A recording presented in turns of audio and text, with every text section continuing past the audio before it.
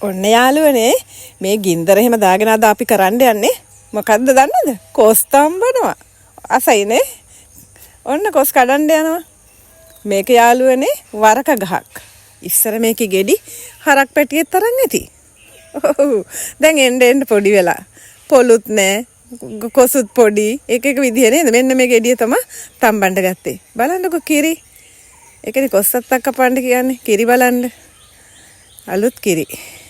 මේ මගේ යාළුවෝ තුන් දෙනා ඒගොල්ලොත් මගෙත් එක්කමයි මං කොච්චි ටිකක් කඩාගත්තා මේවා යාළුවනේ සුදු කොච්චි අම්මිරිස් එක්ක එක කරලක් දැම්මත් සුවඳයි හදා ගන්න ගෙදර පැලයක් අමාරු දෙයක් නෙමෙයි මේවා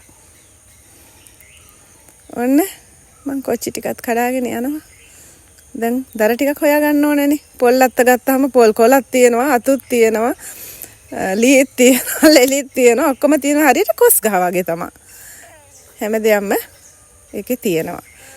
ඔන්න දර ටිකක් හරි. හුලුවත්තක් හොයාගත්තා. මොකද මං පොල්ලතු වලින් එකතු කරලා හදාගෙන තියාගන්න ඒවා. හදිස්සියකට ගන්න ඕන වෙනවනේ. මේ වගේ තියලා තිබ්බම ඔන්න මේකෙන් පොල් කොළ ටිකක් ගලව ගන්නත් පුළුවන්. රම්පියත්තකුත් ගලක් කපාගත්තා. කරපිංචෙත්තකුත් කඩාගත්තා. බලන්නකෝ මේ කොළ පොඩි වෙනකොට සුගඳ එනවා. ඔන්න දැන් පොල් ගෙඩියකුත් ඕනනේ. පොල් ගෙඩිය ලෙලි ගහගත්තා. යාළුවනේ මෙහෙම දෙයක් කියනවා පොල් ලෙලි අරලා මේ මුඩ පිටින් ගේන්න ඕන මුඩත් ගලවලා ගේට ගේන්න හොඳ නැහැ කියලා කියනවා. පොල් පලන්න එපා කිව්වනේ ගලේ ගහලා. ඔන්න මං අද පිහියෙන් බින්දා.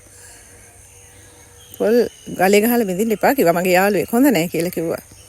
මේ අවශ්‍ය දේවල් ටික දැන් ලෑස්ති කරගත්තා. දැන් ඉතින් කොස් ගෙඩිය පළලා මදුළු ගලවලා ගන්න තමයි තියෙන්නේ. ටිකක් අමාරු වැඩක් මේක. අමාරුත් නෑ ඉතින් ආසාවෙන් කරනකොට නේ. මේ මගේ යාළුවෝ මේ කොස් ටික හොඳට පැහිලා හැම තිබ්බනම් මේ වගේ යාළුවෝ මේවා අරගෙන දුවනවා.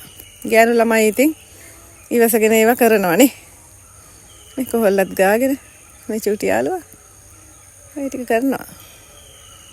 මේ බලන්නකො ලස්සන. අපි එළියේ තමයි මේ වැඩේ කරන්නේ. දෙහි ගෙඩියකුත් කඩාගත්තා. ඒවට හරියන කෙකි හැම තියෙන අපි ළඟ.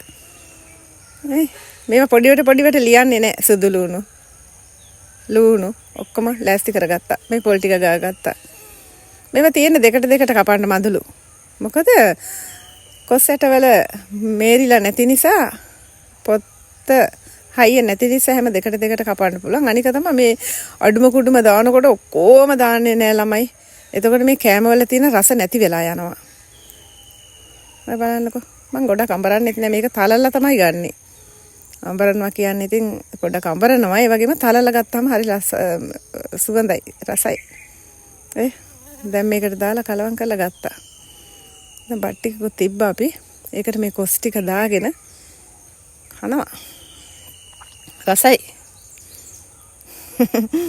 ඒකට සම්බර ටිකකුත් එකතු වුණා තව අපි ගාව තිබුණා පාන් ඒවත් අපි මික්ස් කරගෙන තමයි